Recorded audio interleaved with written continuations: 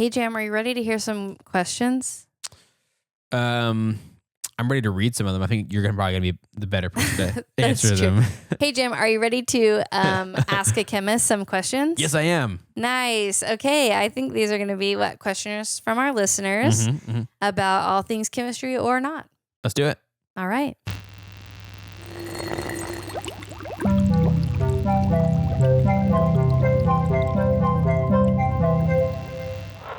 Hey, I'm Melissa. I'm Jam. And I'm a chemist. And I'm not. And welcome to Chemistry for Your Life. The podcast helps you understand the chemistry of your everyday life.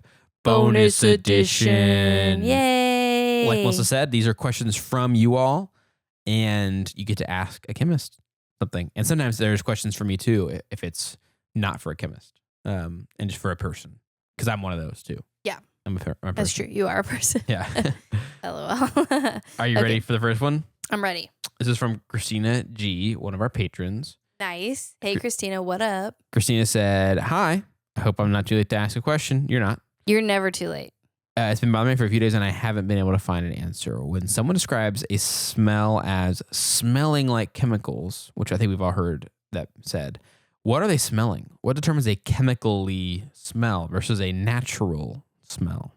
Listen, I'm totally guilty of this, which is funny because I feel like I shouldn't be, but I think it's all contextual. And a good example is very recently when I was reviewing some papers, some journal articles about the smell of older people, and they talked about how the smell of older people is actually neutral until people knew what it was, and then they read it as negative. Context. They also talked about the smell of manure in a barn or something smells natural, kind of. A lot of times people don't think it smells as bad, but then they think it smells bad if they're smelling it like in a house. Oh, yeah, that's a good point. Yeah. That like it hits different in the context. Right. And something for me that I think the reason I'm guilty of this is when I think of a chemical, which I shouldn't do this, and I get mad when other people do it sometimes. So I'm like totally a hypocrite, pot calling the kettle black. You know what? The pot and the kettle in my house are both stainless steel. Pot calling the kettle stainless steel. Right. Yeah. That's what I am. But I think my Adderall might be wearing off because I just totally lost my train of thought. But my pots, none of them are black, but my kettle is. Oh, and your cast iron. My electric kettle is black. You're the skillet calling the kettle black. There we go. That works. Yep. Okay. All right. Back to concentrating. So when I smell something that I call chemically, I associate that smell with being in a research lab. And it's usually a bad smell to me. It's not something that smells like something. This is the best thing I can think that I would come into contact with in my everyday life. Like I'm not going to smell those smells in the garden. Right. They don't smell like fresh cut grass. They don't smell like plants. They don't smell like, cookies, or I feel like a lot of quote unquote natural smells that I think of are like plant associated smells. Right. Or smells that you'll just come into contact with in everyday life. Whereas chemically smells are things that's like, this isn't something you would naturally bring. Like you wouldn't encounter it unless it was sold to you as like a pool chemical or a cleaning chemical. And so I think that is where the chemically smell comes from, because you're right. Everything is a chemical. Right. And so for me, I think of like, oh yeah, there's very specific, like we have what they call a base bath. So there's like ethanol and some other strong bases in there to clean glassware. And sometimes when I smell certain types of alcohol, it's like all I can think about is that. I don't think other people would call the smell of alcohol very chemically, but I can't unsmell it. I can't like undo that connection in my mind, so. But then if I smell like gin that smells more like juniper, when I smell that, I don't think of it as chemically. I think of it as like the plant. Right. And so that's my thought. Yeah. It feels like there's like really mostly a divide between something that feels synthetic or like human made and something that it just occurs naturally in that way. You think of things that are like the smell of a skunk spray couldn't be more chemically. If you smelled that, if you're in like a factory and you smelled that, you'd think, wow, they're making something's weird. Wrong. Yeah, they're making some weird chemical stuff in here. Like this is some synthetic, man-made plasticky stuff, or like Yeah. like tar. Yeah. We make that for paving roads. That has a strong smell. That feels very like gasoline, human made something. That would never smell like this in nature. But then you smell a skunk, and it's like no. There's things that smell real strong. That's true. Yeah. In nature, like it's so much of it is just context. Yeah. I think. Yeah. Or even like ammonia smells like Windex. Oh yeah. Or cat pee. Right. So it's like if this is smells kind of like if I go into a old thrift store and it kind of has that like cat urine smell to it, I'm like, oh, it smells like cat urine. But if I smelled that same thing in my cleaning chemicals cabinet, I would not think of cat urine. I would think of Windex. And so maybe it's that. It's all context and like memory and Yeah, totally. Yeah. Definitely. That was a good question though, and it did make me self-reflect. I was like, I'm so guilty of this. Yeah, that's a very good question. Okay, here's a few things. This is from Jessie, one of our new patrons, who works in the beauty industry, and she shared some various insights from her work that we're going to read. Do you want me to read these? Do you want to read them? What do you think? Oh, I can read them actually. Right, go ahead. So one thing, these are several different Instagram messages, and I only took a few. We've been messaging back and forth for a little while. So one thing Jessie said is there's odor eating technology that she encounters in her work, I guess, that have these big fragrance molecules, and they eat the molecules, like smaller molecules. And we actually talked about that on our Febreze episode. I remember that. I was like, oh, I have to talk about this. Yeah, that's a long time ago. But she said they do it so much so that the fragrance houses have to manufacture them in different buildings, because if you're making a vanilla fragrance, the big molecules that eat the smaller one, she said the odor eating technology is quite volatile, and it's going to eat into the vanilla fragrance. Wow. So, but when she says eat into the vanilla fragrance, she's meaning like these molecules that are designed to sort of capture the smaller ones will be capturing your vanilla, and then you won't be able to smell the vanilla anymore. Right. Which is a great example also of something that is synthetic that we would call a natural smell. Because most vanilla that you smell is. And I have smelled vanilla in the lab because it's a chemical that we use. Yeah. Anyway, so that was really interesting. And then she also said regarding old people perfumes, we were partially correct in that they wear old-fashioned scents, gravitating towards aldehydes and sweet florals. And then she referenced Chanel No. 5, which I don't know what that smells like, but I feel like I hear people talk about it a lot. She said it's an iconic fragrance based on aldehydes, so that's interesting. Huh. And then lastly, in beauty, we use a lot of micelles, like micellar water is one that I've heard. Oh, yeah. And a few episodes back, you were thinking of how to describe them, and I liken them to a gravitron wheel, which I had to look up. And the center is a lipophilic part, but that's like a ride at amusement park. Oh, I see. I think maybe like a Ferris wheel, and the center is the part that likes fat, and the outside is the part that likes water. Got it. Okay. Interesting. So, I thought those were all really good things. Jessie shared a lot of other things, but I was like, okay, what? I don't want this to only be a Jessie episode, but I really got excited about those things, so I pulled them out and wanted them to share them. That's cool. This next one is from JD SAJ Saj from Apple Podcasts. How is plant poison created, or what is refrigerant? Okay, so I think for a whole episode on refrigerant, required to talk about it, but we have briefly mentioned plant things before. In the episode we talked about grass, fresh cut grass. So a lot of plant poisons are actually compounds that plants have developed or evolved to protect themselves. And so if, say, something starts eating this plant, then that thing dies, then it's less likely to continue eating it, and the plant will be able to recover.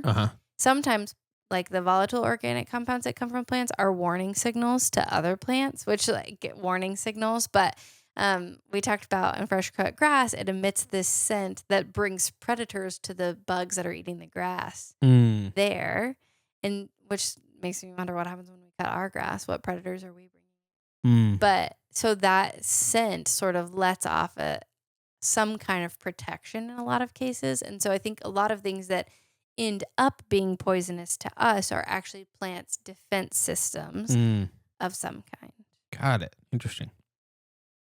I would love one about refrigerant because I recently had to. Refrigerant wasn't actually the problem, but I was thinking about it because our one of the first super hot days we had here in Texas, we had like a bunch of rain, and then we had a break from it a little bit. Our AC went out. And we had to get it worked on, and it got so hot in here, and then I was just thinking like, it is amazing that air conditioners work so well. We had to And do. I thought it was that the refrigerant was low or something. Like there was a leak, or I don't know how often you had to get that topped off, but I was like pretty sure I was it, and it wasn't that. It was something else. But I had to do an episode on not an episode, a chapter. I think we like had a whole unit on in a thermodynamics class, which is all about heat. Like they call it physical chemistry, where we had to learn about that. But for some reason, I can't think of it off the top of my head to even give like a brief whatever. But so I will look into it. So when you say refrigerants, that's like the coolant in AC and cars. But also, is that what cools refrigerators? that's a good question. I would guess it's all the same thing, but just maybe different And I amounts. know of it, some of it has been banned because it has chlorine or other things that break up easily into radicals, and that has hurt the ozone layer. Oh yeah. So CFCs. Yeah. I think they did successfully get rid of those, but I think I remember I've called it coolant. I've had like the AC technicians say refrigerant instead. They don't correct me. They'll just be like, "Yeah, your refrigerant is low." They always say that. So I wonder if coolant is not quite the word or a word, and we just kind of say that. But well, I will definitely try to look it up and see what I can find. And I think it could be a whole episode. It'd be a good summer one. Yeah, that'd be great. Because we're all hot. Actually, I guess not our friends in the southern hemisphere. Yeah. Right? Because we're in the northern. Yeah. Yep. But we are envious, and y'all will have your turn in the heat. Yeah. Some of you. Yeah. Depending on where you live. This next one is from Ayush on Instagram. How do face scrubs remove dirt and oils? Okay, this goes with the micelles that we talked about earlier, and it goes also along with our very first episode on soaps. So face scrubs or anything like that, soap, dish soap, laundry soap, they all basically work the same way, which is to find the dirt and oil. Soaps have two sides, one side that likes oily things and one side that likes water, and you can listen to that episode to find out why. And the part that likes the oily thing will basically surround the dirt like a Ferris wheel, but like a 3D one. And the dirt will be trapped inside, but then all on the outside is the part that likes water. So then that could just be washed away in the water. And that's how all soap works. So yeah. But I'm guessing like the ones that are specific for your face are just gentler, meaning they have made sure that there's no residual, like the way they make soap usually can involve harsher things like bases that are very similar to acids. They can be caustic. And so I'm guessing that the face scrubs, like what's different about those is maybe just that they're gentler. But I do use my face scrub for my whole body in the shower or whatever, and it's fine because it's all soap and it gets me clean and smelling normal, I think. Yeah. Do I smell normal? I don't know if I would know if you... I guess I would know if you didn't, maybe? Yeah. There we go. Yeah. So you smell normal. So I don't smell bad. Right. Great. You do not. Yep. So there you go. So I think it's just a gentler soap that they've made sure that there's nothing harsh in it. Where some of the cheaper or hardier ones they'll have some of that other stuff that can like dry out your skin. Or like a soap that you kind of want on something that's not on a person. If you're like washing, I don't know, your car or something like that. Like you might actually want something of a higher strength. Yeah. But it still does the same thing though. Yeah. You're still pulling away dirt and washing it away. I do think a lot of it can be like this side things that are left behind. Like the impurities can be harsh. But I don't know. I guess I don't know for sure what makes a soap gentler versus not. There are all types of soap. Yeah. That for sure. This next one's from I Am Actually Girl Bean on YouTube. You can absolutely avoid fast food. People are just lazy and don't want to. This is when we were talking about the wrappers not having PFAS on them. PFAS, yeah. So don't want to. It's actually cheaper to cook instead of eating fast food. Okay, well, guess what? So I wanted to address this because I think this is a common misconception and something that I've also thought about too. Yeah, it's very common. is there's areas called food deserts where, especially in like lower income areas or things like that, where there's just not a lot of grocery stores. And so it actually becomes more costly time, energy, and maybe transportation wise, which you might not even have transportation to get out of your local area. And it's more, I think, a problem in the United States where everything's not walkable. Yep. That it can be really hard to get to a grocery store and buy some of those cheaper things. And then there's also people with chronic health issues that it can be really hard to cook. Yeah. And it's actually maybe not cheaper, but easier and cheaper, like energetically for their lives to be able to outsource food. Or there's people who are super busy and who can't. Yeah. They just don't have time because of a variety of issues in their life. Totally. So.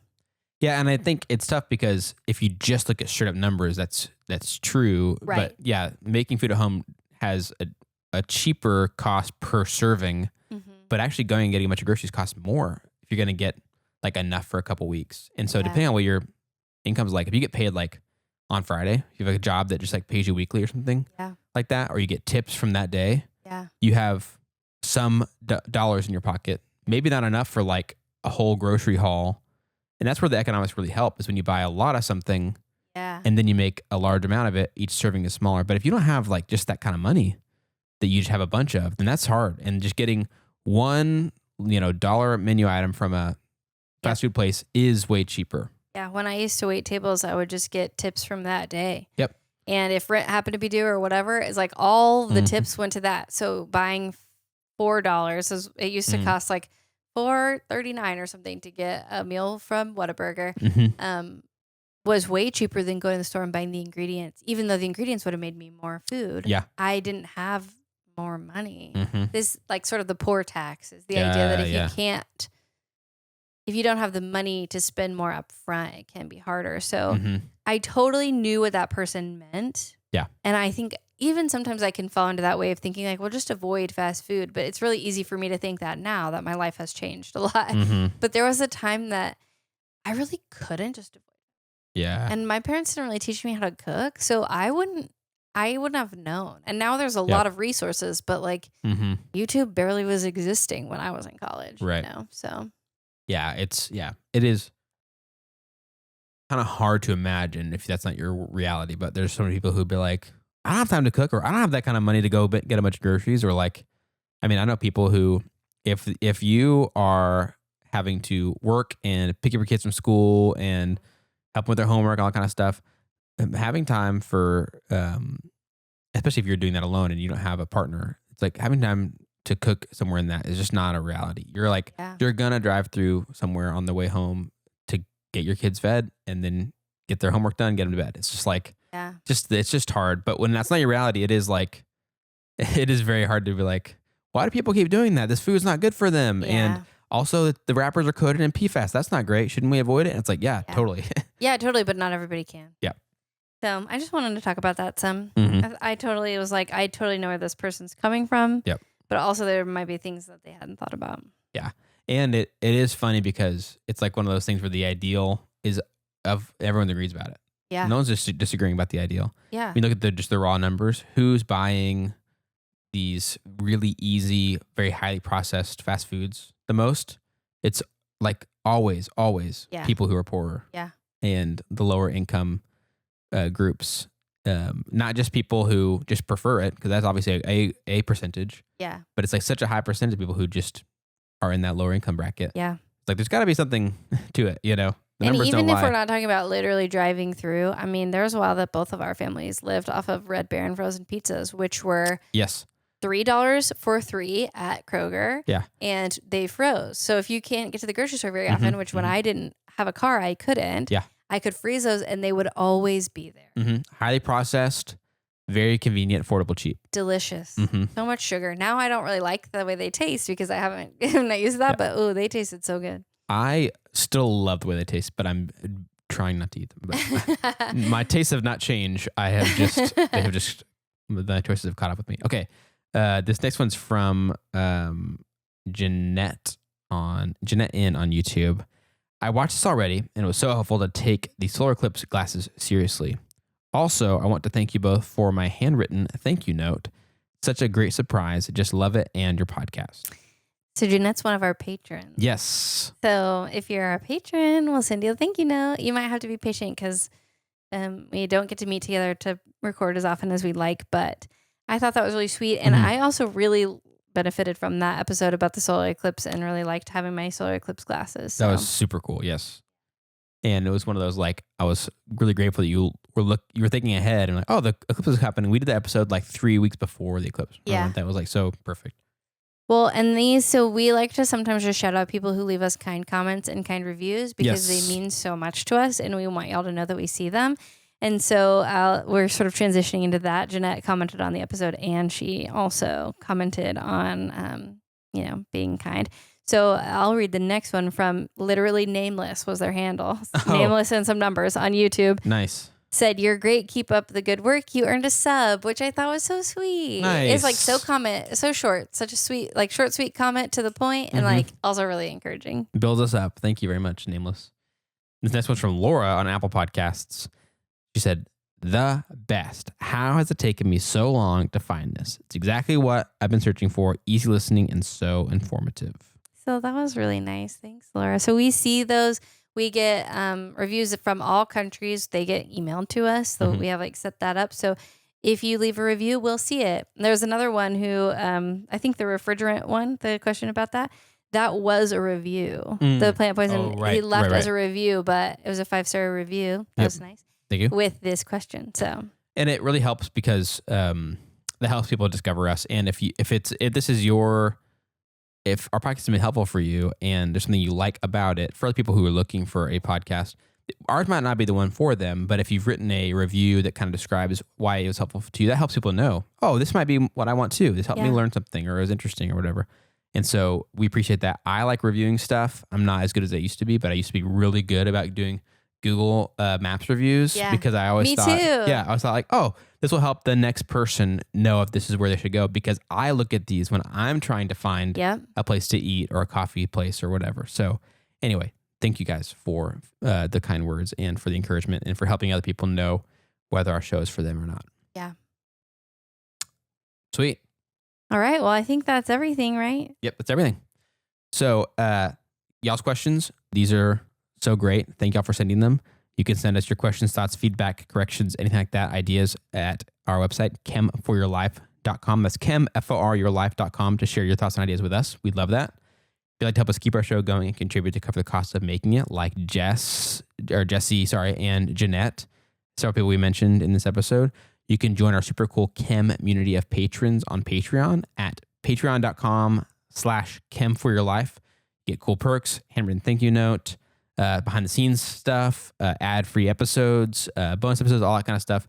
If you're not able to do that though, you can still help us by subscribing on your favorite podcast app, rating, writing, review on Apple Podcasts or Spotify, like our friends here did, and also subscribing and leaving a comment or thought or note or question or whatever on YouTube. Those things help us to share chemistry with even more people, help more people to discover and find our show. So we appreciate when you guys do that.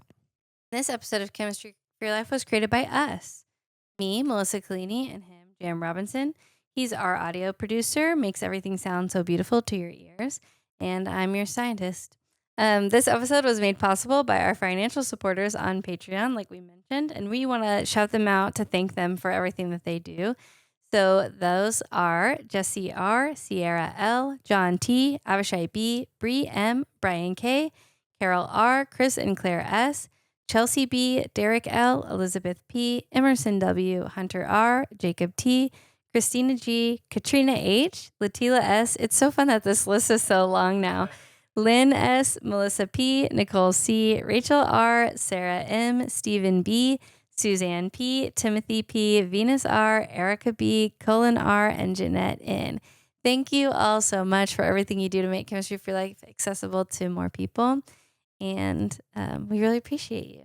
And also, yay chemistry. Oh, that's right. Yay chemistry. Bye. Bye.